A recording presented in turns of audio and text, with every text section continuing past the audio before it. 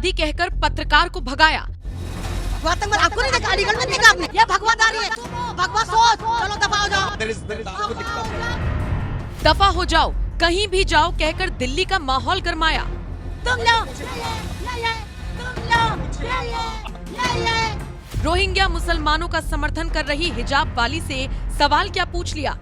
ये चाहते हैं कि भारत के मुसलमानों को आप रोहिंग्या मुसलमान बनाना चाहते हैं। एक मिनट पहले आपने बोला कि रोहिंग्या मुसलमान बताया जा रहा है भारत के मुसलमानों को। टोपी लगाए मुसलमानों को बुलाकर बाटला हाउस की ख्वातीन ने जमकर बवाल काटा। रोहिंग्या कर रहे हैं आप, रोहिंग्या कर रहे हैं आप, रोहिंग्या कर रहे हैं। ये बोल रही है, का मतलब क्या होता है? ये बोल रही है। अरे मैं बोल ही नहीं रहा हूँ, ये बोल रही है। नहीं है, आतंकवाद का कोई मजहब ही नहीं। दिल्ली के बाटला हाउस में मंडराया बुलडोजर एक्शन का खतरा, तो बौखला गए रोहिंग्या का समर्थन करने वाले मुसलमान। अभी अभी आपने जिस महिला को एनएमएफ न्यूज के पत्रकार सुमित तिवारी से उलझते देखा, चीखते चिल्लाते भगवा आतंकवादी कहते और उस जगह से भगाते हुए दफा हो जाओ कहते हुए सुना और देखा, उसे भारत की कट्टरपंथी कौम मुस्लिम शेरनी बताकर जगह जगह वायरल करने में लगी है। दिलचस्प बात यह है कि इन कट्टरपंथियों को भी क्लिप कटवा वाला चस्का लग गया है। तभी तो बात हुई पूरे 7 मिनट, लेकिन 10, 20, 30 सेकंड का चंक काटकर इस हिजाब वाली को जो हीरोइन बनाने की कोशिश की गई ना, गजब है। ये भगवादारी है, काट देना इसको, काट देना जो तुम हो, भगवा सोच, चलो दफा हो जाओ, दफा, दूर दूर दफा।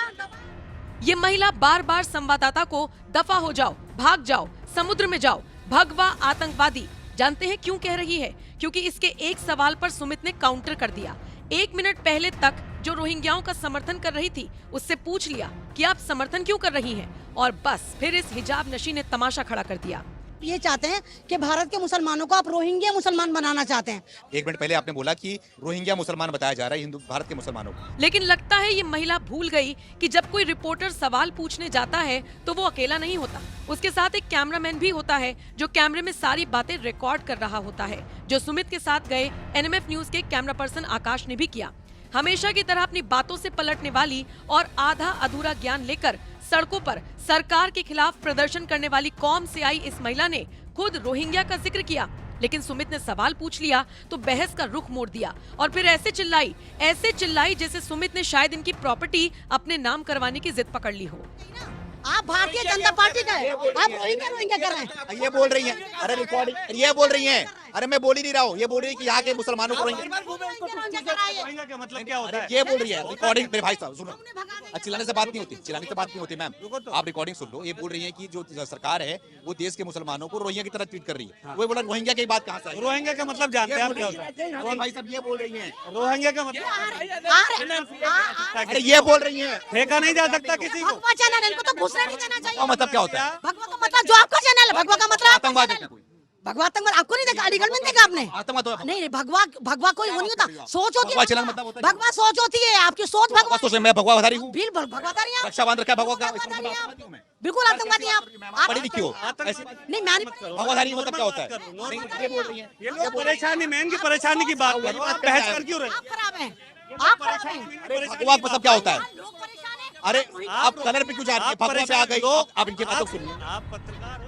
मुद्दा तो कहीं पीछे छूट गया। ये महिला सुमित तिवारी को भगवा आतंकवादी, एनएमएफ न्यूज को भगवा चैनल, बीजेपी का चैनल, गोदी मीडिया, पता नहीं क्या क्या बोलती रही, लेकिन बदले में पत्रकार सुमित यही सफाई देते रहे कि रोहिंग्या की बात आपने शुरू की है, मेरे पास रिकॉर्डिंग है। महिला गुस्से से तमतमा गई और फिर जमकर तमाशा किया।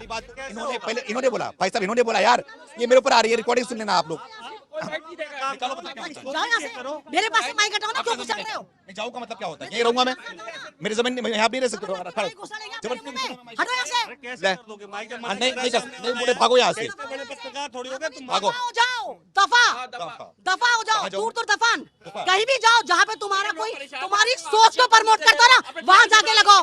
टीआरपी का खजाना चाहिए। अरे यहाँ लोग मर रहे हैं, परेशान है, तुम लो जाओ ना, दूसरों के मुंह में लगाओ, जाओ दूसरों के मुंह लगाओ। ये भगवादारी है, काट देना इसको, काट देना जो तुम हो, भगवा सोच, चलो दफा हो जाओ, दफा, दूर दूर दफा। मुझे कोई कलर से दिक्कत नहीं है, ना तो मुझे हरा कलर से दिक्कत है, ना मुझे सफेद कलर से दिक्कत है। मैं आया हूँ, यहाँ पे कार्रवाई चल रही है, नोटिस लगाया इसने। मुझे नहीं बोलना ना, जाओ यहाँ से, निकलो, चलो जाओ, भागो, दफा हो जाओ, जाओ। मेरे पास से दफा हो जा, मेरे पास से माइक हटा लो। तुम्हें कोई तुम्हारी सोच का मिले जाके आपसे पूछ के छोड़ दो, जाओ निकलो। उसके बात करने आया भाई साहब। ठीक है, कोई बात नहीं, कोई बात नहीं, मैं जा रहा हूँ। आप लोग मुझे भगाना चाह रहे हैं, अगर आप लोग मुझे भगाना चाह रहे हैं, मैं जाऊंगा, मैं भाग जाऊंगा यहाँ से, नहीं रुकूंगा। हालांकि सुमित तिवारी और हिजाब पहने महिला के बीच ये बातचीत बिल्कुल नॉर्मल शुरू हुई थी, लेकिन धीरे धीरे बात सुनने के साथ साथ जब सुमित ने सवाल दागा तो महिला ने माहौल गर्मा दिया। एमन रिजवी नाम है मेरा। क्या कहना चाहोगे? यहाँ पे मैं देख रहा हूँ, यहाँ पे डीडीए के द्वारा जो है बकायदा नोटिस लगाया गया और बताया भी गया है कि सुप्रीम कोर्ट के आदेश के अनुसार नोटिस लगाया गया। सर ये डीडीए का नोटिस नहीं लगा, आज जो नोटिस लगे हुए हैं, ये लगातार नोटिस लग रहे हैं, ये यूपी एरीगेशन वाले लगा रहे हैं, यूपी सिंचाई विभाग वाले। विभाग तो उस तरफ लगा रखा है, वो उस तरफ। इधर भी सब तरफ जो लग रहा है, ज्यादातर उधर ही ये लग रहा है। हम मौजूद है यहाँ पे सामने, जो डीडीए ने लगा लगाया। नहीं सर, एक बार एक घंटे पहले लगाया। नहीं, चलिए मैं याली बात करी, मैंने मुझे नहीं मालूम क्योंकि मैं भी आई हूँ। डीडीए भी अगर लगा रहा है, डीडीए की स्थापना 60 साल पहले हुई, यहाँ पर लोग 80 साल से 90 साल से रह रहे हैं, तो डीडीए की जमीन कैसे हो गई है? और डीडीए उस वक्त कहाँ था जब ये मार्केट बन रही थी, या ये घर बन रहे थे, या लोग रह रहे थे, या यहाँ पर वोटर आई कार्ड बन रहे थे, या मीटर बन रहे थे? कहाँ थे डीडीए वाले? मतलब एकदम से डीडीए को याद आया कि ये जमीन हमारी है। तो इस तरह नहीं होता। अगर आपको मतलब आप ये चाहते हैं कि भारत के मुसलमानों को आप रोहिंग्या मुसलमान बनाना चाहते हैं, मतलब रोहिंग्या मुसलमानों को तो भारत ने पनाह दी थी, लेकिन हमें कौन पनाह देगा? हम तो जिस गुरु है ना। नहीं, भारत के मुसलमान को रोहिंग्या कैसे बता रहा है, ये समझ में नहीं आया। नहीं, अगर आप हमारे मकान तोड़ देंगे, आप हमें मतलब जहां मोदी जी ने कहा, कांग्रेस ने भी कहा, केजरीवाल ने भी कहा, जहां झुकी वहां मकान, अगर आप जहां झुकी वहां मकान कह रहे हैं, तो हमारे तो मकान है ना, तो क्या मकानों के बदले हमें कोठियां मिलेंगी? क्या मिलेगा? हमें बंगले मिलेंगे? क्या मिलेंगे? ये झुग्गियां तो नहीं है ना, ये तो डेवलप कॉलोनी है, एक एजुकेटेड कॉलोनी है। जामिया मिलिया इस्लामिया जो यूनिवर्सिटी है, 105 साल उसको बने हुए हो गए, उसके एतराफ में ही सारी कॉलोनी है। अभी आपने बोला कि थोड़े टाइम एक मिनट पहले आपने बोला कि ये जो रोहिंग्या मुसलमान बताया जा रहा है हिंदू भारत के मुसलमानों को, लेकिन मैंने कहा बनाना चाहते हैं। मैंने क्यों बनाना कहा यूएन ने तो हमें रोहिंग्या मुसलमानों को यहाँ पर जगह दी, लेकिन हम भारत के मुसलमानों को, हम तो डिजिटल भारत वाले हैं। किसने जगह दिया?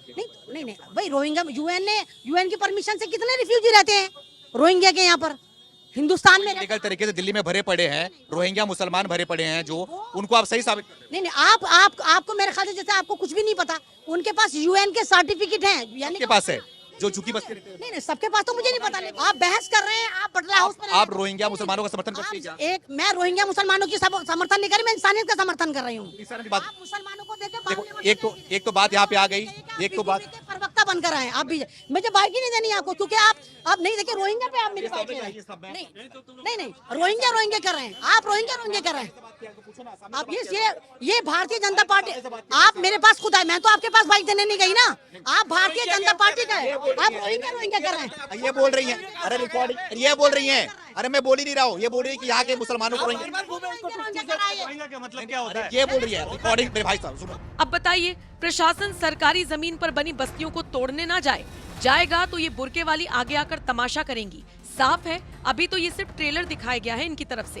प्रशासन और सरकार को बहुत मुस्तैदी से कार्रवाई को अंजाम देना होगा। सोचने वाली बात तो ये भी है कि अभी तो कैमरा ऑन था, तब ये हाल है। कैमरे के पीछे ये कट्टरपंथी सोच वाले लोग क्या हाल करेंगे? फिलहाल आपका इस खबर पर और मोहतरमा के व्यवहार पर क्या कहना है? कमेंट करके अपनी राय जरूर दीजिएगा।